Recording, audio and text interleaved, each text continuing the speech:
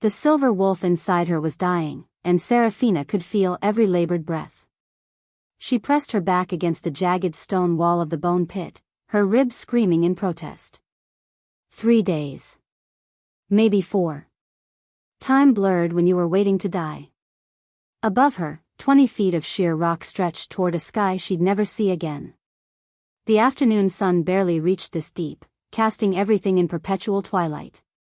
Her stomach cramped with hunger. The last drops of rainwater had dried from the stone crevices yesterday. Soon, the choice would be made for her. But that wasn't the worst part. The worst part was remembering how she'd gotten here. 2 weeks earlier. Shift, Seraphina. Alpha Marcus's voice cut through the ceremonial drums like a blade. Show your pack what you truly are. The coming-of-age ceremony. 18 years old, finally old enough to take her place among the adult wolves of the Silvermoon pack. Seraphina stood in the center of the sacred circle, surrounded by her packmates, their eyes glowing with anticipation. Her father, Beta Thomas, watched from the inner ring, his face carefully neutral. She closed her eyes and reached for her wolf. The familiar warmth spread through her chest, down her arms and legs. The change began, bones elongating, muscles shifting. But then, as always, it stopped halfway. Gasps echoed around the circle. She opened her eyes to find herself caught between forms. Half human, half wolf. Her hands had become claws, her teeth had sharpened, but her body remained stubbornly human-shaped. And her hair, usually brown, now gleamed silver in the moonlight. Abomination. Marcus's voice was cold as winter stone. Her wolf whimpered inside her, struggling to complete the change. But it was no use. She'd tried 1,000 times in private. This was as far as she could go. I can fight, she said, her voice rough from the partial change. I'm fast, I'm strong. You're cursed. Marcus stepped into the circle, and the pack members backed away like he carried plague. Look at yourself. Silver hair? A incomplete shift. The moon goddess has marked you as unclean. Alpha, please. Her father's voice was quiet. Too quiet. She's still my daughter. Perhaps with time. Time? Marcus whirled on him. Would you have me risk the entire pack for one defective wolf? The signs are clear, Thomas. She brings bad luck to us all. Seraphina felt the pack's energy shift. Fear. Disgust. No one met her eyes except her younger brother, David, who looked stricken. Even her father wouldn't look at her directly. The punishment for being cursed is death, Marcus announced. To cleanse our pack of this taint. No. The word tore from her throat. I'm not cursed. I'm just different. I can learn to control it. Guards. 2 massive wolves stepped forward. Jake Morrison and Peter Santos, both loyal to Marcus without question. They flanked her, their eyes apologetic but determined. Father. She turned to Thomas, desperation clawing at her chest. Say something. You're Beta. You have influence. Thomas finally met her eyes. What she saw there broke her heart. Not love. Not even sorrow. Just calculation. The Alpha has spoken, he said quietly. For the good of the pack. The words hit her like a physical blow. Her own father. Choosing his position over his daughter. Take her to the bone pit, Marcus ordered. Let the earth reclaim what nature rejected. The guards grabbed her arms. She didn't fight. What was the point? Her entire world had just crumbled in the space of 5 minutes. The walk to the bone pit felt like a funeral march. The pack followed in silence, witness to her shame. At the edge of the ravine, Marcus spoke the ritual words of banishment. Then Jake and Peter lifted her up and threw her into the darkness. She hit the bottom hard, her shoulder slamming into a boulder. Something cracked, ribs, maybe her arm. Pain exploded through her body as she rolled down the sloped floor, finally coming to rest against the far wall. Above her, the faces of her packmates peered over the edge. Some looked sad. Most looked relieved. Her father was already walking away. "Goodbye, Seraphina," Marcus called down. "May the moon goddess have mercy on your soul." Then they were gone, and she was alone with the bones of traitors and rogues. Present. A shadow passed overhead. Seraphina looked up, expecting to see a vulture. Instead, she saw a figure silhouetted against the sky. A man. "Well, well," a deep voice echoed down to her. "What have we here?" The accent was unfamiliar. "Not from around here." The figure disappeared from view, but she could hear movement above, footsteps, shifting gravel. A rope dropped into the pit, landing next to her with a soft thud. "Can you climb?" the voice called. Seraphina stared at the rope. This had to be a hallucination. People didn't just wander by the bone pit. It was in the middle of nowhere, miles from any settlement. "I asked if you can climb." The voice was closer now, as if he'd descended partway. "Who are you?" she croaked, her throat raw from thirst. "Someone who doesn't like seeing wolves left to rot in holes." Wolves. He knew what she was. That should have been impossible. She was barely clinging to consciousness, certainly not giving off any supernatural energy. Unless... You're a wolf too, she realized. Among other things. Now, are you climbing up, or am I coming down? Because I have places to be, and you look like you're about 6 hours from dead. Seraphina gripped the rope with trembling hands. Her injured shoulder screamed as she pulled herself up, but somehow she managed it. Hand over hand, fighting through waves of dizziness and pain. Strong arms caught her as she reached the top, pulling her over the edge and onto solid ground. She collapsed immediately, her legs refusing to support her weight. The man who'd rescued her was huge. Not just tall, though he had to be at least 6'4", but broad across the shoulders in a way that spoke of serious physical power. Dark hair, darker eyes, and a face that might have been handsome if it weren't so cold. "Let me guess," he said, looking down at her with mild curiosity. "You tried to shift during your coming-of-age ceremony and couldn't complete it. Your pack decided you were cursed and threw you away like garbage." Seraphina blinked up at him. "How did you?" "Because it's happened before. Not often, but often enough." He crouched beside her, studying her face. "Silver hair, though. That's new. Are you going to help me or not?" she managed. Something that might have been amusement flickered in his eyes. "Depends. Are you worth helping?" Before she could answer, he scooped her up like she weighed nothing. She should have protested, should have demanded to know who he was and what he wanted. Instead, exhaustion crashed over her like a tide. The last thing she saw before consciousness faded was a black SUV parked at the forest's edge, and the man's face looking down at her with an expression she couldn't quite read. "Sleep," he said quietly. "When you wake up, your real life begins." Chapter 2. Seraphina woke to the smell of leather and pine, and the disturbing realization that she was warm. She kept her eyes closed, taking inventory.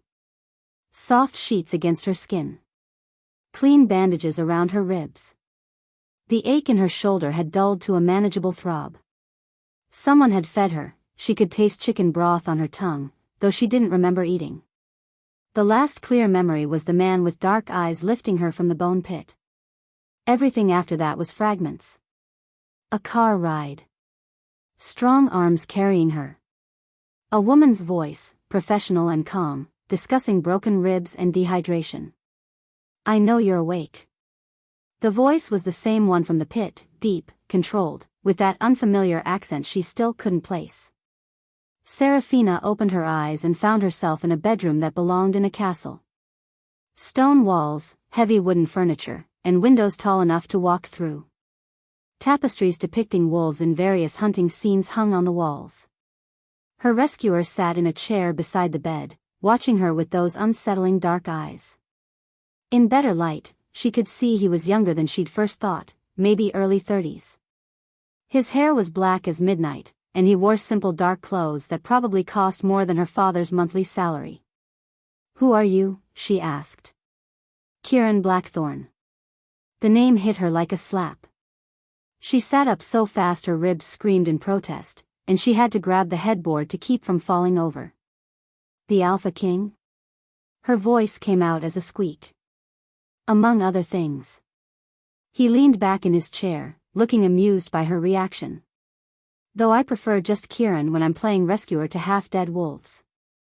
Serafina's mind raced. The Alpha King. The wolf who controlled every pack from here to the Canadian border. The man her father spoke of in hushed, respectful tones. He was sitting in her bedroom like it was perfectly normal. "This isn't real," she said faintly. "I'm hallucinating. I'm still in the pit, dying, and my brain is."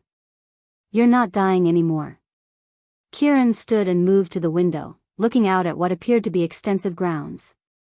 "Though you came damn close. Another day and there wouldn't have been enough left of you to save." "Why?" The question burst out of her. "Why did you save me? You don't even know me." He was quiet for a long moment, his back still turned. When he spoke, his voice was carefully neutral. "I was conducting a routine territory inspection of the Silvermoon Pack. Your former Alpha failed to mention he'd recently executed a pack member." "I wasn't executed. I was banished. Thrown into a pit to die slowly is execution, Serafina. Just with extra steps." He turned back to face her, and something in his expression made her stomach flutter. "Marcus forgot to mention that particular detail when he gave me his report." She wrapped the sheet more tightly around herself, suddenly aware that she was wearing nothing but a thin nightgown. "So this is what, charity? You felt sorry for me?" "I don't do charity." His voice went cold. "I claimed you under ancient Alpha rights. Salvage law." "Salvage law?" The words felt foreign on her tongue. "What one pack discards, another may claim. It's old law, rarely used, but still binding." He moved closer to the bed, and she caught his scent, pine and snow and something darker underneath.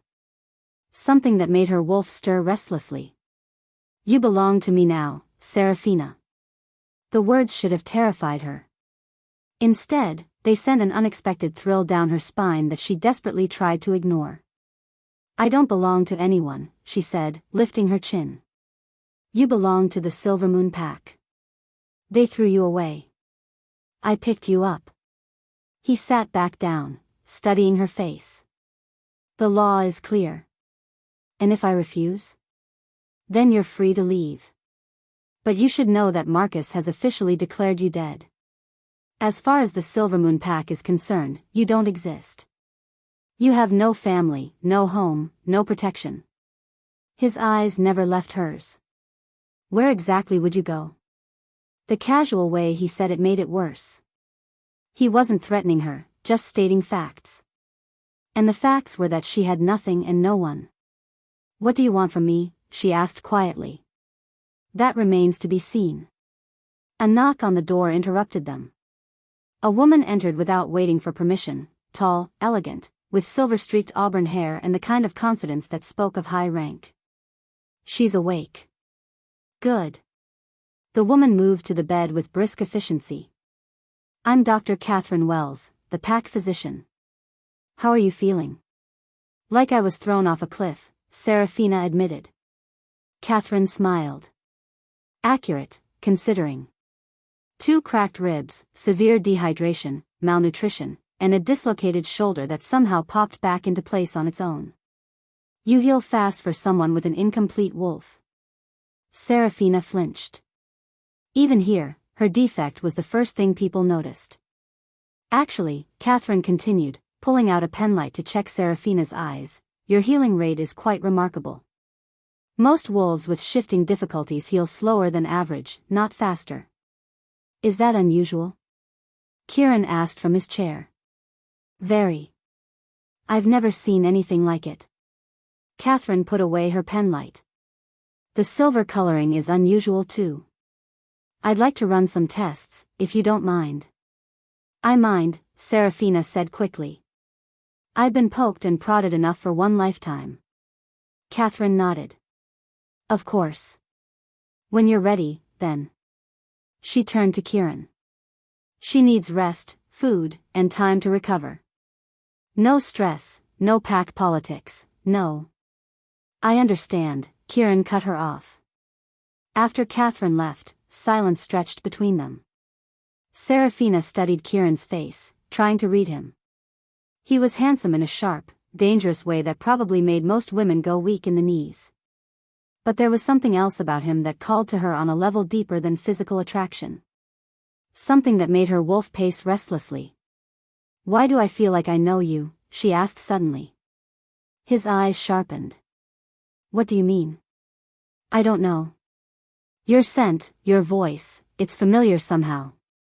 But I've never met you before. No, he said slowly. You haven't.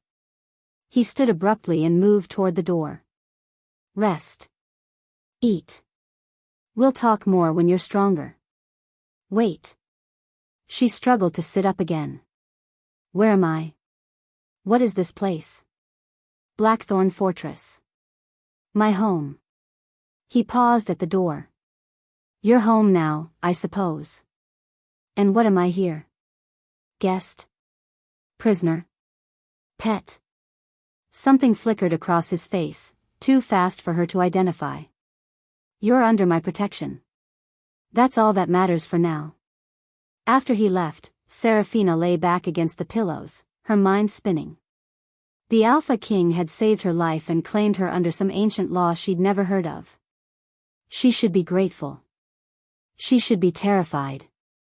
Instead, she was inexplicably drawn to him in a way that made no sense. Her wolf stirred again, pressing against her consciousness with unusual insistence. The partial shift that had always felt like a curse suddenly felt like it was reaching for something. Or someone. A soft knock interrupted her thoughts. A young woman entered with a tray of food, real food, not the gruel she'd expected. Roast chicken, fresh bread, vegetables that actually looked appetizing. I'm Emma, the girl said with a shy smile. I'm to be your lady's maid, if you'll have me. Lady's maid? Serafina blinked. I'm not a lady. I'm a discarded pack member with a broken wolf. Emma's smile faltered. The Alpha King said you were to be treated with full honors. He was very specific about that. After Emma left, Serafina picked at the food and tried to make sense of her situation. Kieran Blackthorn had saved her life, claimed her under ancient law, brought her to his fortress, and ordered her treated like nobility. None of it made sense. Unless he wanted something from her. But what could the most powerful alpha in the region possibly want from a defective wolf? She was still pondering that question when exhaustion overtook her again. As she drifted off to sleep, her last thought was of dark eyes and the scent of pine and snow. And the strange certainty that her life had just changed in ways she couldn't begin to understand. Outside her window, Kieran stood in the courtyard, his enhanced hearing having caught every word of her conversation with Emma. His beta, Marcus Graves, approached with the usual stack of reports. Still think this was a good idea? Marcus asked quietly. Kieran didn't answer immediately. He was still trying to process what had happened when he'd first caught Serafina's scent at the pit. His wolf had gone wild, clawing at his control with an urgency he'd never experienced. For a moment, he'd actually thought he might lose control and shift without permission. That didn't happen to Alpha Kings. That didn't happen to him. She's hiding something, he said finally. Her healing rate, the silver coloring, the incomplete shift, none of it adds up. And you think keeping her here will help you figure out what? I think, Kieran said slowly, that Serafina is going to change everything. Whether she knows it or not. Above them, in the tower room, Serafina slept restlessly, her silver hair spread across dark pillows like moonlight. And in her dreams, she ran through endless forests, chasing something just out of reach while a dark wolf paced beside her, matching her stride for stride. Neither of them understood it yet. But the bond was already forming, invisible threads connecting two souls across the divide of rank and circumstance. The Alpha King and the discarded wolf. It was either going to save them both or destroy everything they'd ever known. Chapter 3. A week into her stay at Blackthorn Fortress, Seraphina learned the truth about her situation when she tried to leave. She'd been walking the gardens, breathing fresh air and testing her strength, when she approached the main gate. The guard stepped forward politely but firmly. "I'm sorry, miss," the older one said. "The Alpha King's orders. You're not to leave the grounds without his permission." Seraphina stared at them. "Permission? I'm not a prisoner." The guards exchanged uncomfortable glances. "Of course not, miss. You're the Alpha King's ward. But for your own safety." Ward. The word stuck in her throat like a bone. She found Kieran in his study, bent over maps with Marcus Graves, his beta. Both men looked up as she stormed in without knocking. "Ward?" she demanded. "That's what I am." "Your ward?" Marcus cleared his throat. "I'll just stay," Kieran ordered, never taking his eyes off Seraphina. She might as well understand how things work here. How things work? Seraphina felt heat rising in her cheeks. "You mean how I'm a prisoner in everything but name?" "You're under my protection," Kieran said calmly. "The position of ward is an ancient one, recognized by all packs. It means you belong to my household, under my authority." "And what exactly does that authority include?" Something dark flickered in his eyes. "Whatever I decide it includes."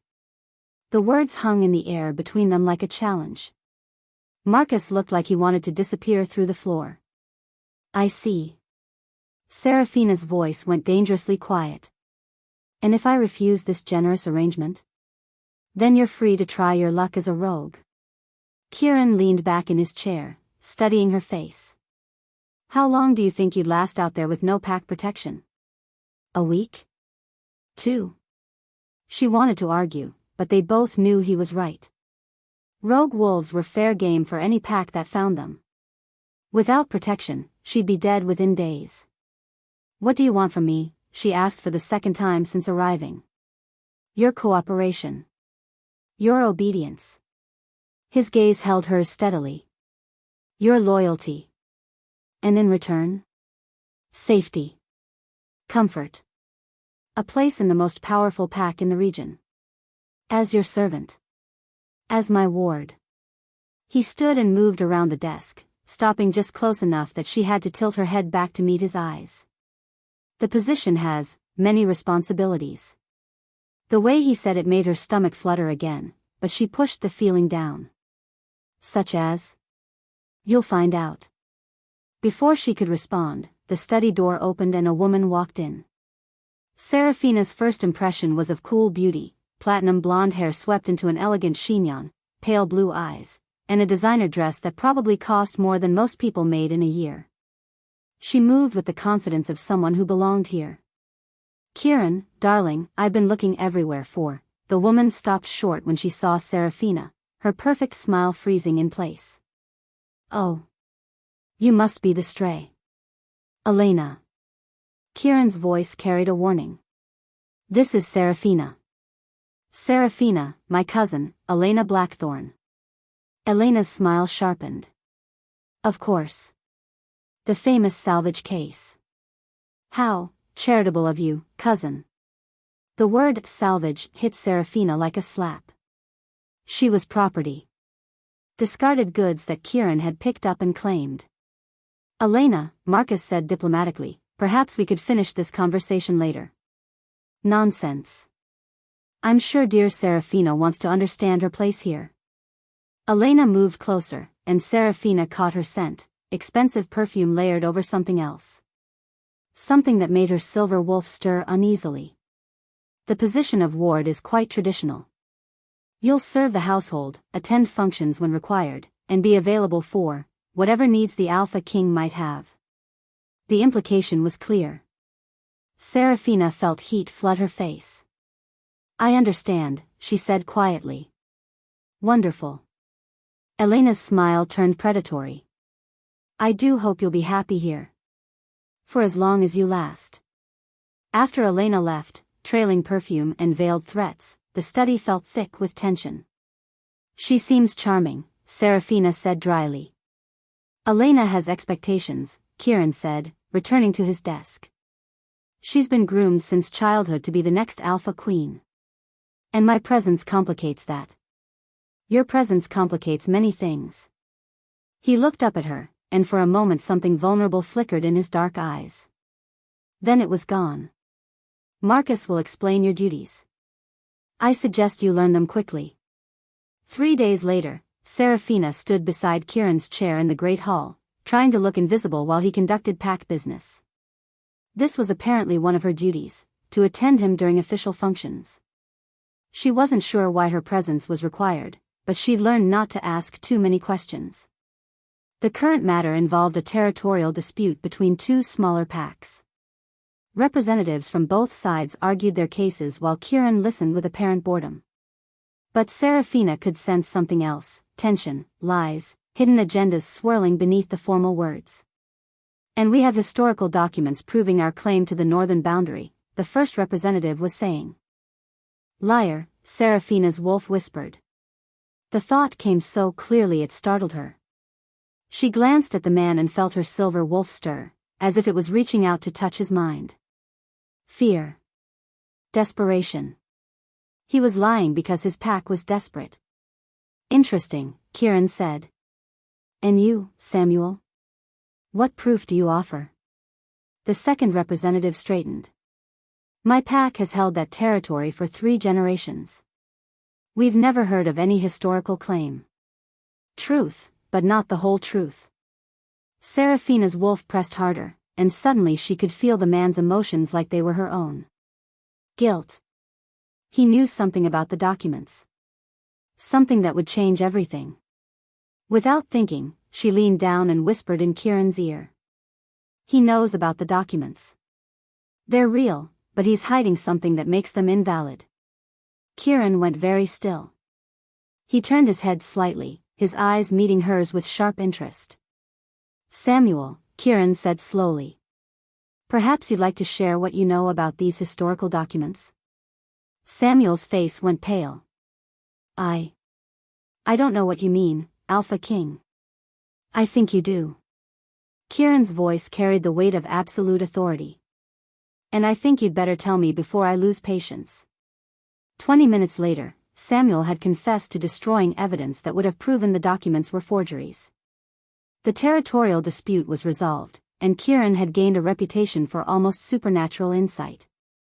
How did you know? He asked later, when they were alone in his study. Serafina hesitated. She barely understood it herself. I could feel their emotions. Their thoughts, almost. Like my wolf was reading them. That's impossible. So is a silver wolf who can't shift properly. She met his gaze steadily. Maybe impossible is just another word for rare. Kieran leaned back in his chair, studying her with new interest. Can you do it again? I think so. But it's exhausting. After today, I feel like I've been running for hours. Fascinating. He stood and moved to the window, his mind clearly racing. Do you realize what this means? The political advantage alone. I'm not a weapon, Serafina interrupted sharply. No, he said slowly, turning back to face her. You're something much more valuable than that. The way he looked at her made her skin tingle. Like she was a puzzle he was finally starting to solve.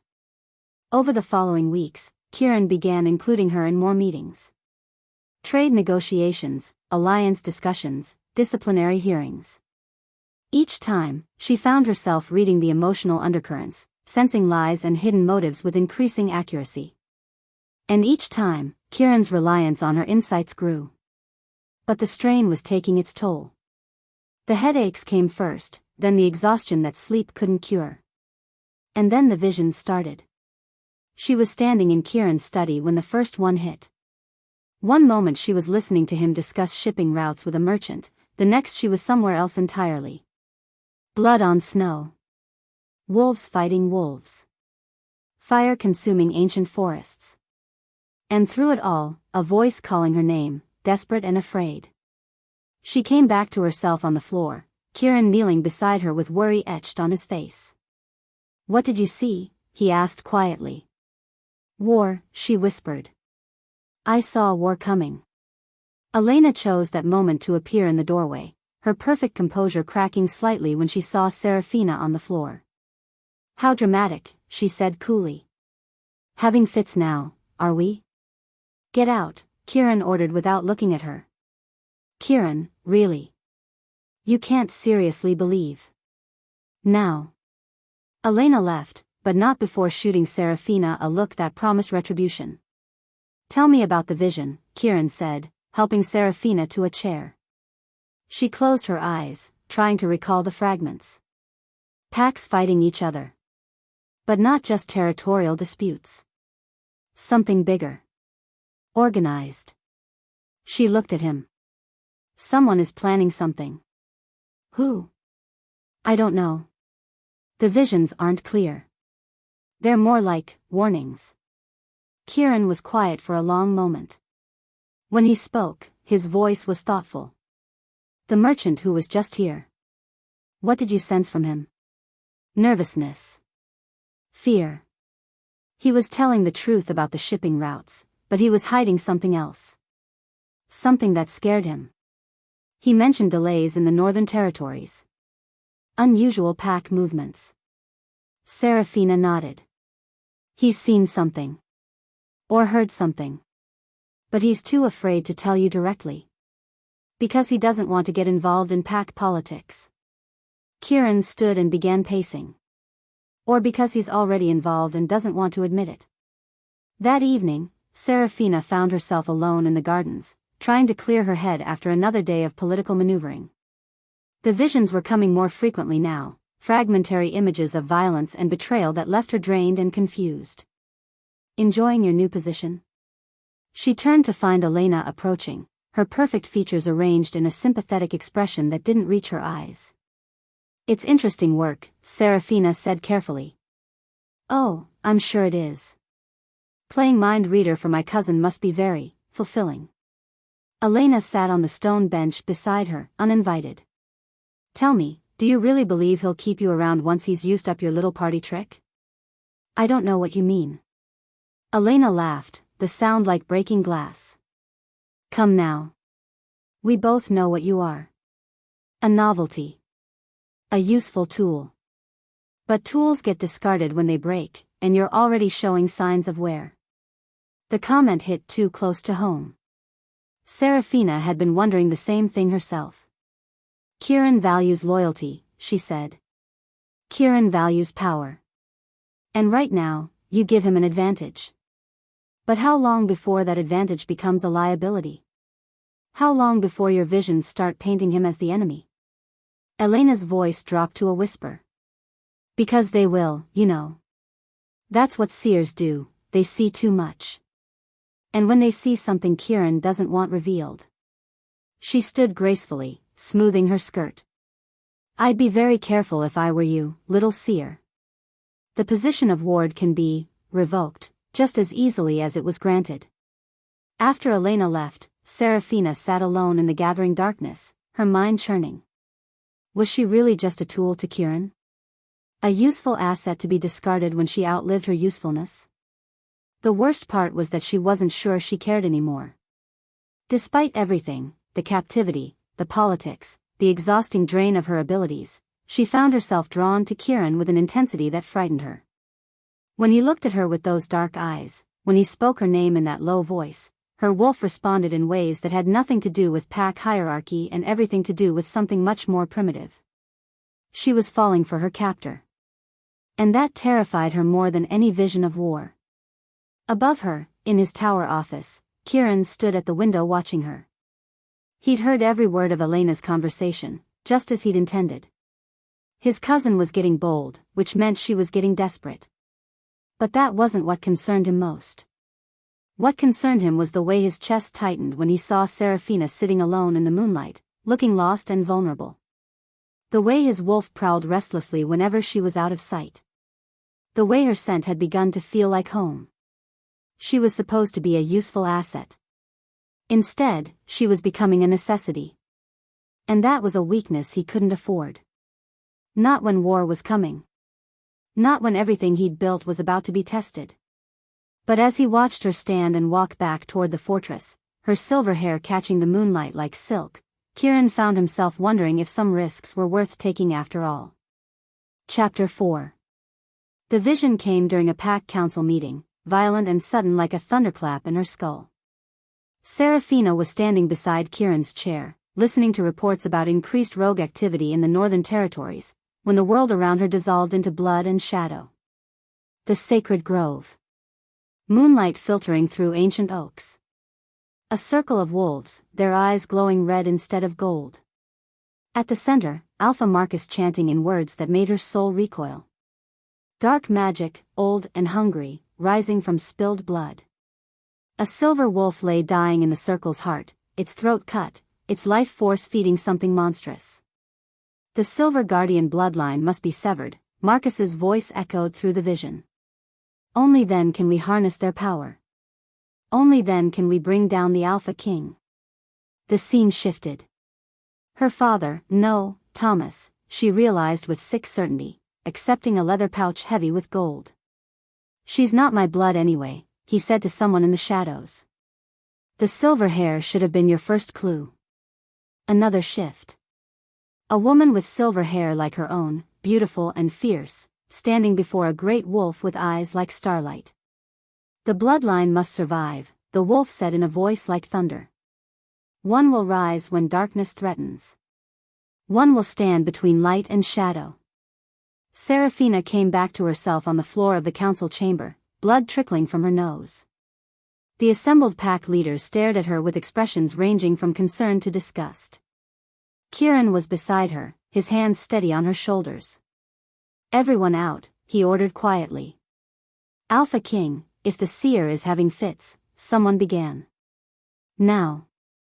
The command carried enough power to make the windows rattle. When they were alone, Kieran helped her to a chair and handed her a cloth for the blood.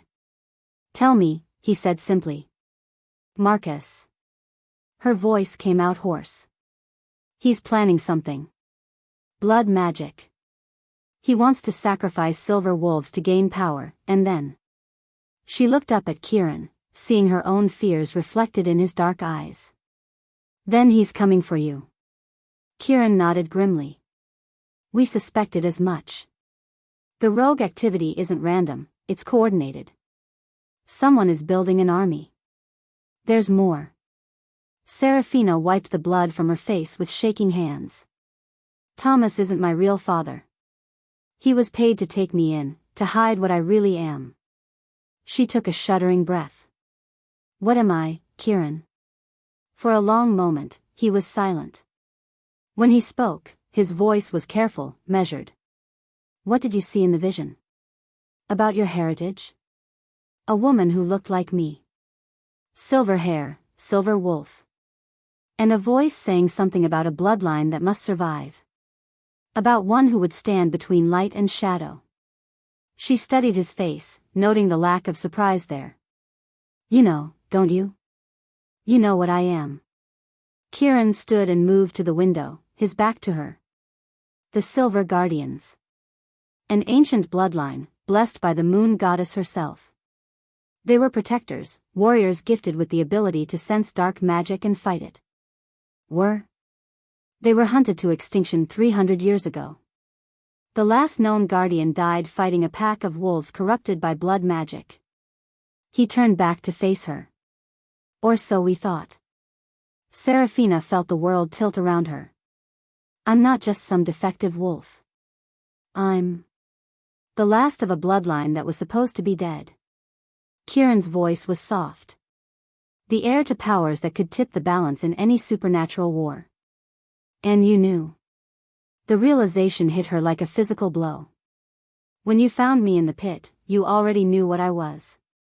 His silence was answer enough. The rescue wasn't coincidence.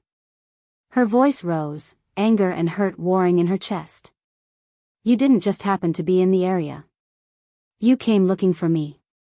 Serafina. How long? She stood, her hands clenched into fists. How long have you known? Kieran ran a hand through his dark hair, suddenly looking older than his years. There's a prophecy. Ancient, written in the old tongue. It speaks of a silver wolf who will rise when darkness threatens the supernatural world. A guardian who will either save us all or watch everything burn. And you thought that was me. I hoped it was you. His dark eyes met hers. The signs were all there. The silver hair, the incomplete shift, the sensitivity to emotions and lies. Everything matched the old descriptions. Serafina laughed, but there was no humor in it. So you claimed me. Like property. Like a weapon you could use when you needed it. It wasn't like that. Wasn't it?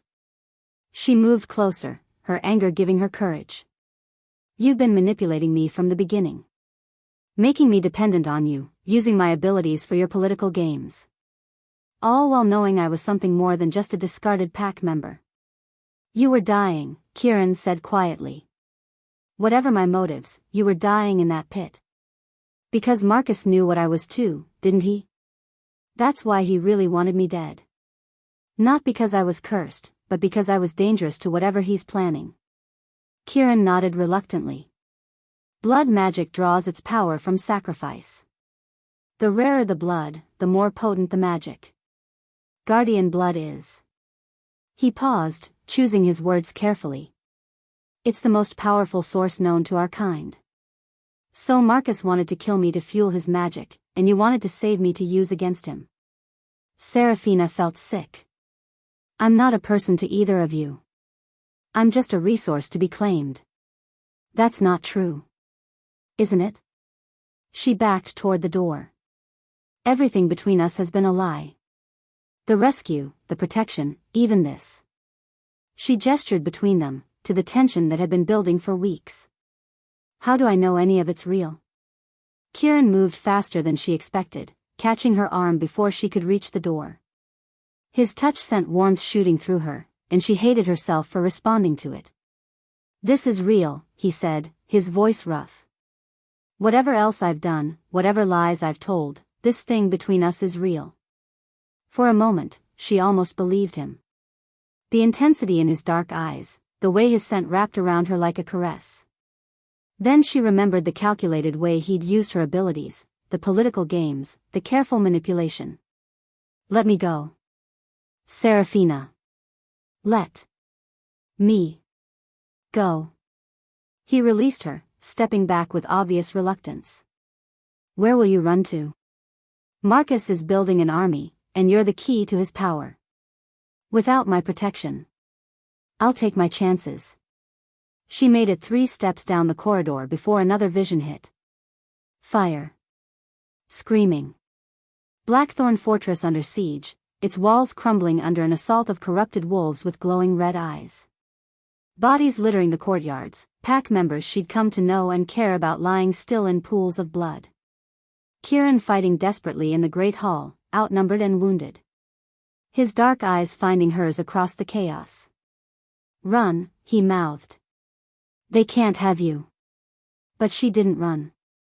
Instead, she felt power rising within her, silver light pouring from her skin like moonfire. The corrupted wolves recoiled, their borrowed magic unraveling in the face of her guardian light. And then Marcus was there, his hands stained with blood, his eyes black with stolen power. I told you I'd find a way to harvest your blood, little guardian. Did you think hiding behind the Alpha King would save you? She came back to herself on the stone floor, Kieran's worried face hovering above her. What did you see? He asked urgently. War. Here. Soon. She struggled to sit up, her head pounding. Marcus knows where I am. He's coming for me, and he'll destroy everything in his path to get to me.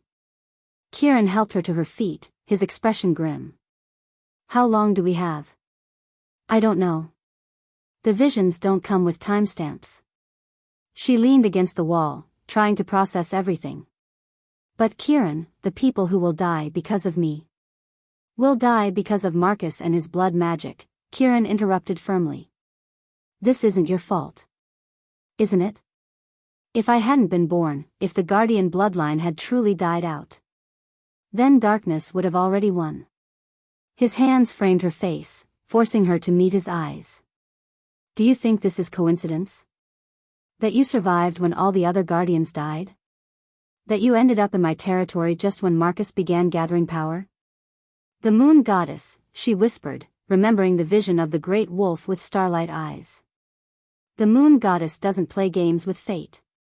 You're here because you're supposed to be here. Because without you, everything we've built will fall to shadow. Seraphina wanted to argue, wanted to deny the weight of destiny settling on her shoulders. But the visions had shown her the truth. Without her power, without her guardian light, Marcus would succeed. The supernatural world would fall to corruption and blood magic. The prophecy, she said quietly. What exactly does it say? Kieran was quiet for a moment. When he spoke, his voice carried the weight of ancient words. When shadow rises and blood calls to blood, the last guardian shall stand at the crossroads. Light or darkness, salvation or destruction, the choice shall be hers alone. And in that choice, the fate of all wolves shall be written. The choice shall be hers alone. Seraphina repeated the words, feeling their weight. What choice? We don't know. The prophecy is open to interpretation. She laughed bitterly. Of course it is. Ancient prophecies are never helpful when you actually need them to be. Seraphina. Kieran's voice was soft, uncertain in a way she'd never heard before. I know you have every reason to hate me. I know I should have told you the truth from the beginning. But I need you to understand, everything I've done to protect you. To prepare you for what's coming. By treating me like a possession? By keeping me prisoner in a gilded cage? By keeping you alive, he said sharply. Do you know how many people would kill for guardian blood? How many supernatural creatures would see you as either a weapon to be used or a threat to be eliminated? She stared at him, seeing the exhaustion in his dark eyes, the weight of responsibility he carried. For the first time, she realized that manipulating her might not have been easy for him. That maybe, just maybe, he'd been trying to protect her the only way he knew how. The ward status, she said slowly. It wasn't just about keeping me captive. It was about making it clear that I belonged to you. That anyone who wanted to hurt me would have to go through the Alpha King first. Yes. And the political meetings, having me read people, you were training me. Teaching me to use my abilities safely. Yes. She closed her eyes, feeling the last of her anger drain away. It was replaced by something worse, understanding. You've been preparing me for war since the day you pulled me out of that pit. I've been preparing you to survive, Kieran said quietly. Whatever comes next, whatever choice the prophecy speaks of, I need you to be strong enough to make it. And if I choose wrong? If I'm not the guardian the prophecy spoke of? Then we all die fighting. His smile was grim but genuine.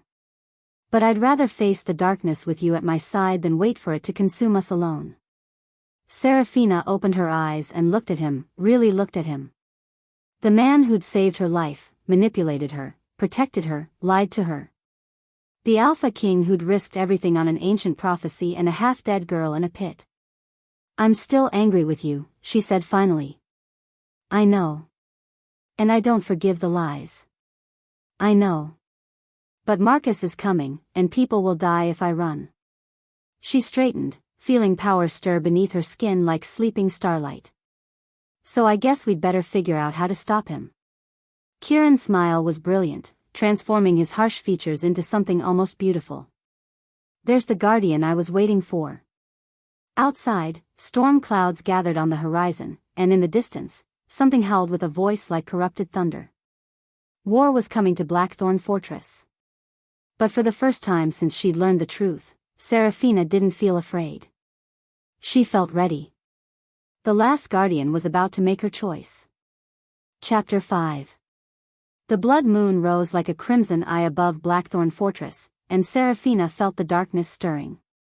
She stood at the tower window in Kieran's chambers, watching the moon's eerie light paint the courtyard below in shades of rust and shadow. The air itself felt thick, oppressive, as if the very night was holding its breath. "You should go," Kieran said quietly from behind her. "There's still time. Marcus will take you from here to complete his ritual, but there are safe houses in the Southern Territories. Places even he wouldn't think to look." Serafina turned to face him. He was dressed for battle, black leather and steel, weapons strapped to his body with practiced efficiency. But his dark eyes were fixed on her with an intensity that made her chest tighten. "Is that what you want? For me to run? I want you to live." His voice was rough. "Whatever else happens tonight, I need to know you'll survive this. And abandon everyone here to die for me?" She shook her head. "That's not who I am, Kieran. That's not who I choose to be." Before he could argue, a howl echoed across the fortress grounds, long, mournful, and wrong somehow. Too deep, too resonant, carrying echoes of corruption that made her silver wolf recoil. "They're here," Kieran said grimly. Marcus's army appeared at the forest's edge like smoke given form. Wolves, but not wolves, their eyes glowed red instead of gold, their forms twisted by the dark magic flowing through their veins. Behind them came the man himself, no longer bothering to hide what he'd become. His skin had a gray pallor, his eyes were black pits, and when he smiled, his teeth were stained with blood. "Kieran Blackthorn." Marcus's voice carried impossible far, enhanced by stolen power. "Send out the Guardian, and your people might live to see dawn." From the battlements, Kieran's response was equally clear. "Come and take her." The attack began with a sound like thunder. Corrupted wolves threw themselves at the fortress walls with inhuman strength, claws and teeth tearing at stone as if it were paper. Kieran's warriors fought back with desperate courage, but Serafina could see they were outnumbered 3-1. "The gates will hold," Kieran said, though his voice carried doubt. The wards Marcus carved into the stone should. The massive iron gates groaned, then began to swing open. "No," Kieran breathed. "The wards are intact. Someone's opening them from the inside." Elena appeared in the courtyard below, her perfect blonde hair gleaming in the blood moon's light as she gestured for Marcus's forces to enter. She looked up at the tower where Serafina and Kieran stood, and even from this distance, Serafina could see her triumphant smile. "Elena." Kieran's voice was deadly quiet. "She's been working with him all along." "How long?" Serafina asked, though part of her already knew. "Since before you arrived. Maybe longer." His hands clenched into fists. "She knew about the prophecy. About what you were. She's been feeding Marcus information from the beginning." The first wave of corrupted wolves poured through the open gates, and the real battle began. Kieran's pack fought with fierce loyalty, but the enemy's numbers were overwhelming. Worse, the dark magic animating Marcus's forces made them stronger, faster, nearly impossible to kill. "I have to get down there," Kieran said, reaching for his weapons. "Wait." Serafina caught his arm, feeling something shift inside her as their skin touched. Power. Ancient and silver and vast, stirring to life like a sleeping dragon. "I'm coming with you." "Serafina, no. You're not trained for this kind of battle." "I'm a guardian," she interrupted. "This is exactly what I was born for."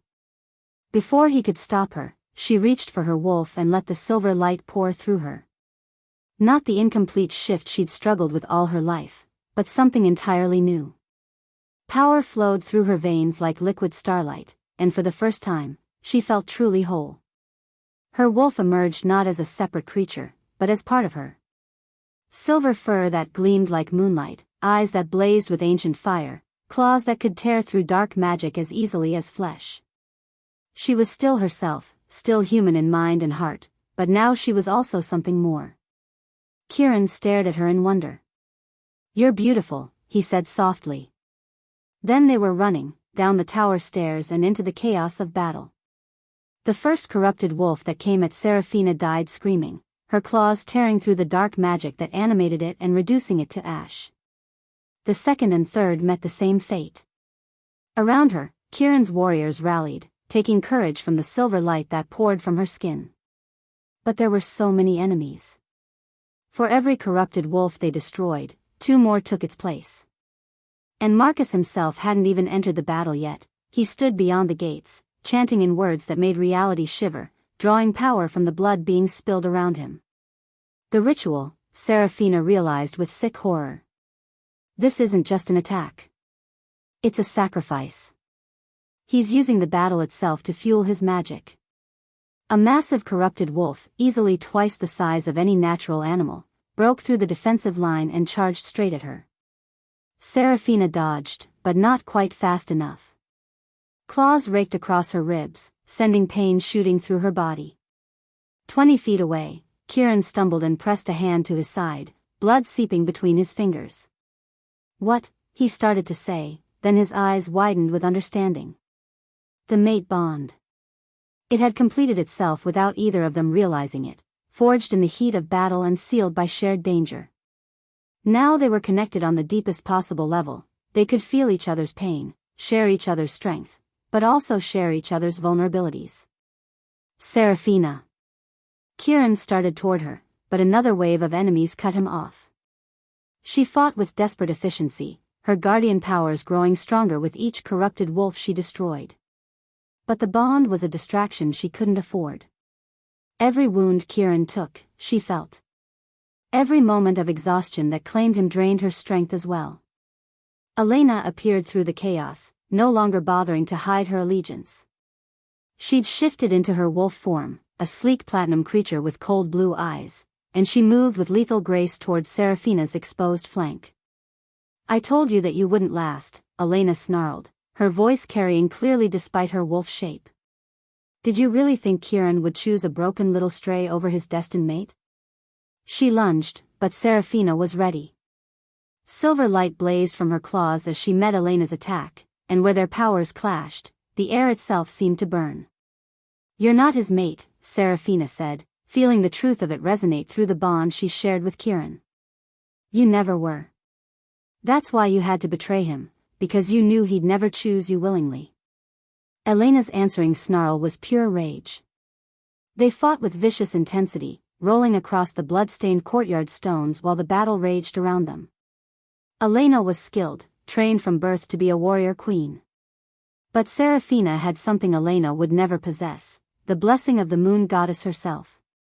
The fight ended when Seraphina's claws found Elena's throat. The platinum wolf collapsed, her life bleeding out onto the stones, her blue eyes dimming to nothing. "Elena!" Marcus's roar shook the very walls of the fortress. "You killed my daughter." Daughter. The word hit Seraphina like a physical blow. Elena hadn't just been working with Marcus, she was family. She was his daughter, Seraphina whispered, understanding flooding through her. The blood magic. He needed guardian blood, but he also needed the blood of someone connected to the Alpha bloodline. Elena was both spy and sacrifice. Marcus strode through the gates, his corrupted power making the air around him shimmer with heat. The remaining members of his army fell back, giving him a clear path to where Seraphina stood over Elena's body. "You cost me my child," he said, his voice barely human anymore. "But you've also given me something better. Guardian blood freely spilled in battle, mixed with royal blood on sacred ground." He gestured to the courtyard, where centuries of Alpha kings had been crowned. "The ritual can still be completed." "Over my dead body," Kieran snarled, appearing at Seraphina's side despite his wounds. "If necessary." Marcus raised his hands, and the blood soaking the courtyard stones began to glow with sickly light. "Though I think she'll come willingly once she understands the truth." "What truth?"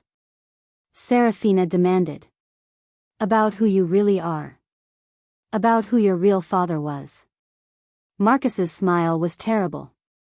"Did you never wonder why your guardian blood is so pure? Why your power is so strong? Tell me." "Your father was Alexander Blackthorn. The previous Alpha King. Kieran's father." Marcus's laugh was like breaking glass. "You're not his ward, little guardian. You're his sister." The words hit her like a sledgehammer. Sister. Kieran's sister. Which meant. The mate bond, she breathed. Is an abomination, Marcus finished triumphantly. Forbidden by the oldest laws of our kind. When the other packs learn what you are to each other, they'll demand your deaths. Both of you. Seraphina felt the world spinning around her. She looked at Kieran, saw the shock and horror in his dark eyes. He'd felt it too, through their bond, the truth that changed everything. No, Kieran said hoarsely. That's impossible. My father never. Your father had many secrets, Marcus interrupted. Including a guardian lover he hid from the world. When she died giving birth to his daughter, he gave the child to his most trusted beta to raise in secret. His gaze fixed on Seraphina. You are the rightful heir to the Blackthorn throne. Not his ward. Not his mate. His equal. The revelation should have freed her. Instead, it felt like chains wrapping around her heart. The bond that had made her feel complete was wrong, forbidden, built on a lie neither of them had known they were telling. But Marcus wasn't finished. Choose, guardian. Submit to the ritual and die quickly, and I'll let your brother live. Refuse, and I'll make you watch as I tear him apart piece by piece. Through the mate bond, Seraphina felt Kieran's love, his determination to protect her no matter the cost. She also felt his heartbreak, not just at the revelation of their true relationship, but at the choice she was being forced to make. There's another option, she said quietly. And what's that? Seraphina smiled, and for the first time since discovering her heritage, she felt truly at peace. I choose to be exactly what I was born to be. She reached deeper into her guardian power than she'd ever dared before, past the silver light and ancient strength, down to the very core of what made her unique. The blessing of the moon goddess herself, placed in her bloodline to protect the supernatural world from exactly this moment.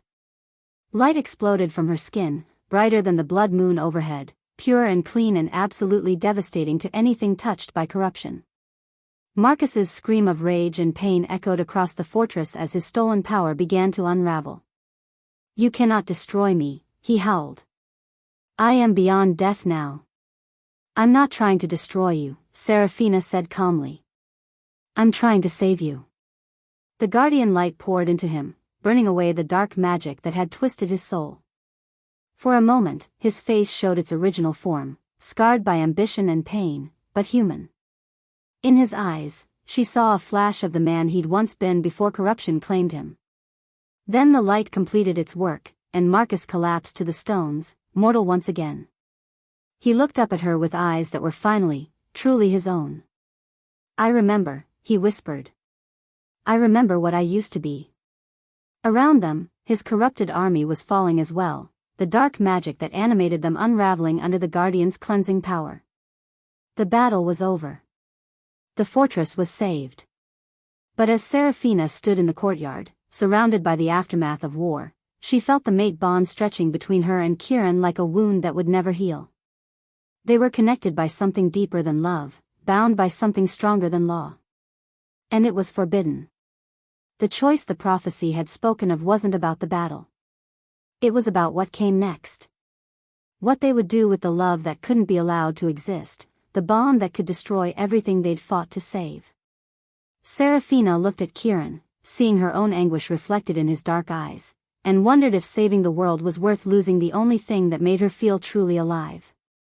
Chapter 6. 3 days after the battle, Seraphina stood in the great hall of Blackthorn Fortress, facing a truth that terrified her more than any army of corrupted wolves. The representatives of every major pack in the region had gathered for an emergency council. Word of Marcus's defeat had spread quickly, but so had whispers about the nature of the bond between the Alpha King and his guardian. Now she could feel their eyes on her, some curious, others calculating, many openly hostile. The bloodline is confirmed, announced Elder Morrison, the ancient werewolf who served as keeper of genealogical records. His voice carried the weight of absolute authority. Seraphina is indeed the daughter of Alexander Blackthorn, making her the rightful heir to the Alpha King's throne. Murmurs rippled through the assembly. At her side, Kieran stood rigid with tension. Through their bond, she felt his turmoil, love and loss and desperate determination tangled together until she couldn't separate his emotions from her own. However, Elder Morrison continued, his weathered face grave, there remains the matter of the mate bond formed between siblings. Such unions are forbidden by the oldest laws of our kind. Alpha Rebecca Chin of the Eastern Territory stood, her voice cutting through the whispers. The law is clear. Blood siblings cannot be mated. The bond must be severed, or both parties face exile or death.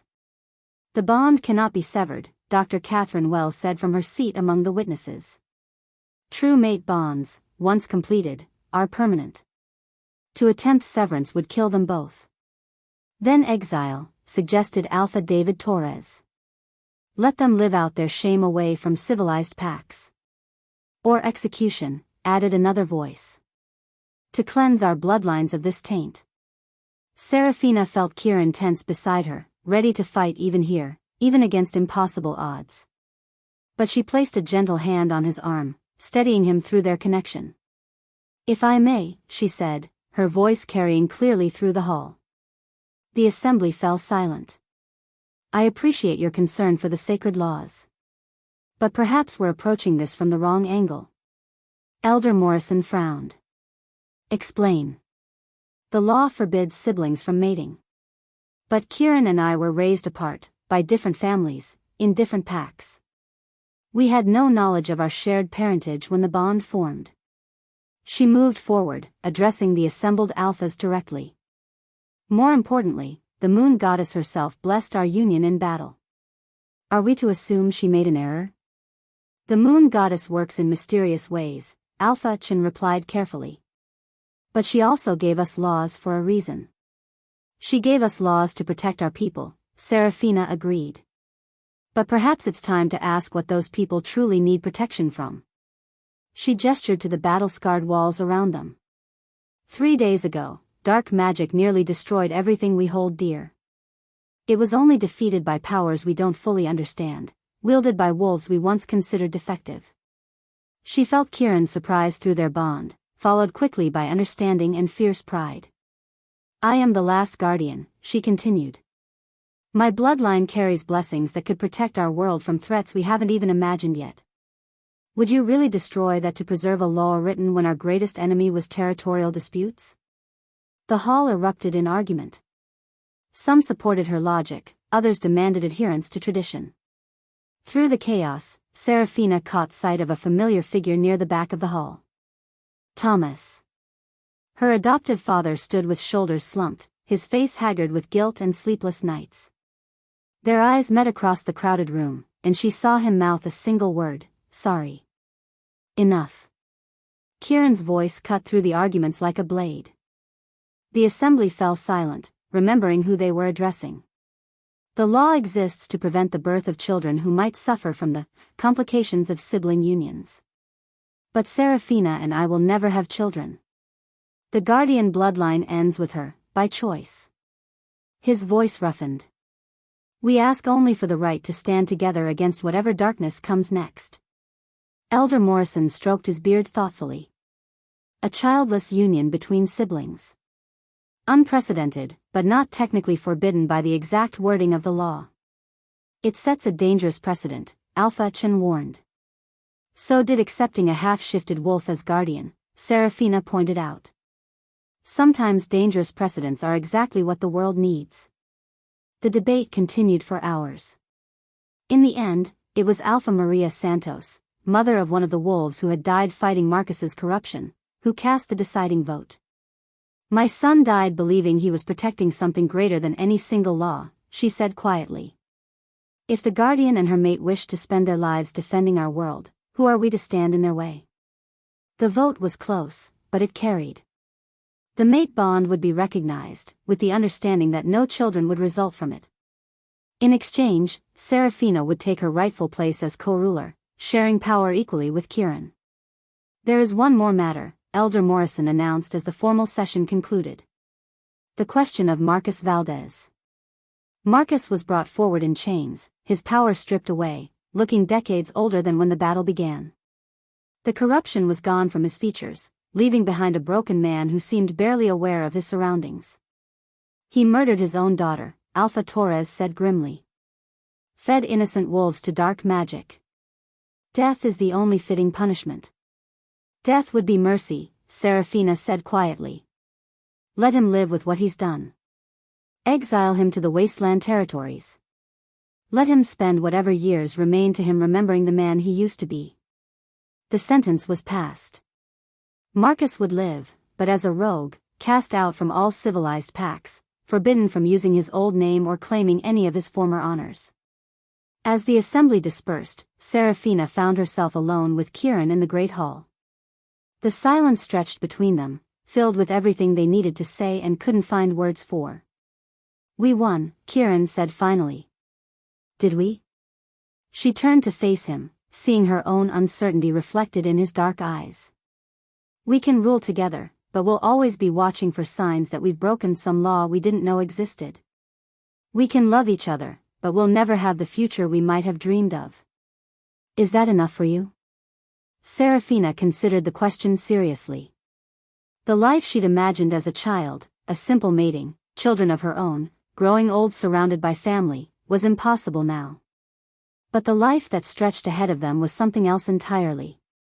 Leading their people into a new age, protecting the supernatural world from threats both known and unknown, writing laws that would guide future generations. Yes, she said finally. It's enough. Is it enough for you? Instead of answering with words, Kieran crossed the space between them and pulled her into his arms. The kiss they shared was desperate and tender and full of promises that had nothing to do with traditional expectations. More than enough, he whispered against her lips. The mating ceremony took place 3 weeks later, under a silver moon that seemed to approve of their unconventional union. They exchanged vows that spoke of partnership rather than possession, of shared burdens rather than traditional roles. I take you as my equal, Serafina said, her voice carrying clearly across the assembled witnesses. To stand beside me in light and shadow, in peace and war, until the moon goddess calls us home. I take you as my partner, Kieran replied. To share power and responsibility, to trust completely and love without reservation, for as long as we both shall live. The ceremony was beautiful, but it was the afterward that mattered most. As the celebration continued around them, Serafina and Kieran slipped away to the tower room where this had all begun. No regrets? Kieran asked, pulling her close against the window where she'd once watched for threats in the darkness. None, she said, and meant it. Through their bond, she felt his deep contentment, his quiet joy at finally being able to claim their connection openly. But even as they held each other, Serafina felt the familiar stirring that preceded a vision. She tried to push it away, wanting this moment to be perfect and untainted by prophecy. The vision came anyway, gentle but insistent. Ships on dark water, carrying wolves with strange markings. A woman with violet eyes speaking words in a language that predated civilization. Ancient magic stirring in places that had been quiet for centuries. The guardian bloodline was thought lost, the woman said to someone Serafina couldn't see. But if it has truly returned, then the old bargains may be called in. The debts must be paid. War was coming again.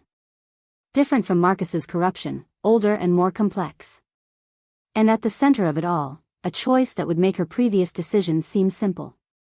She came back to herself in Kieran's arms, his concerned face hovering above hers. What did you see? He asked softly. Trouble. But not tonight. She smiled up at him, pushing the visions aside for later consideration. Tonight is ours.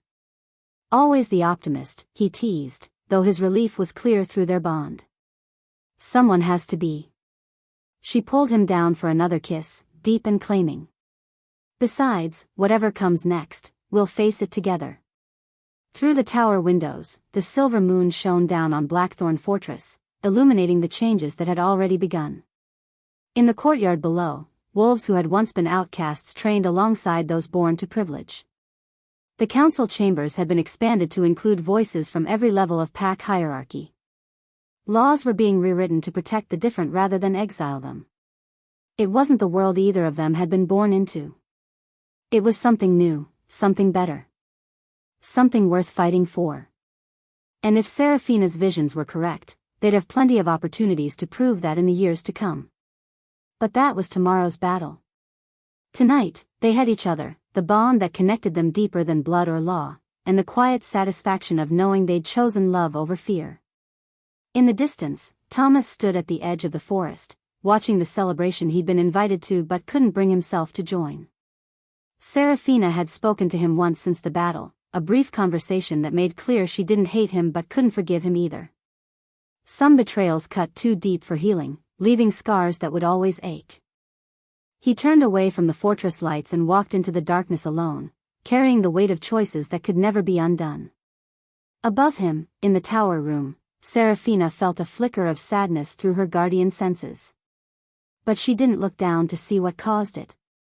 Some wounds were meant to be left alone, and some people had to find their own path to redemption. "What are you thinking about?" Kiran asked, sensing her brief melancholy. "The future," she said honestly. "All the things we'll need to change, all the battles we'll need to fight. Sometimes it feels overwhelming. Then don't think about all of it at once." He turned her away from the window, back toward their bed and the promise of a few hours where the world's problems could wait. "Think about tonight.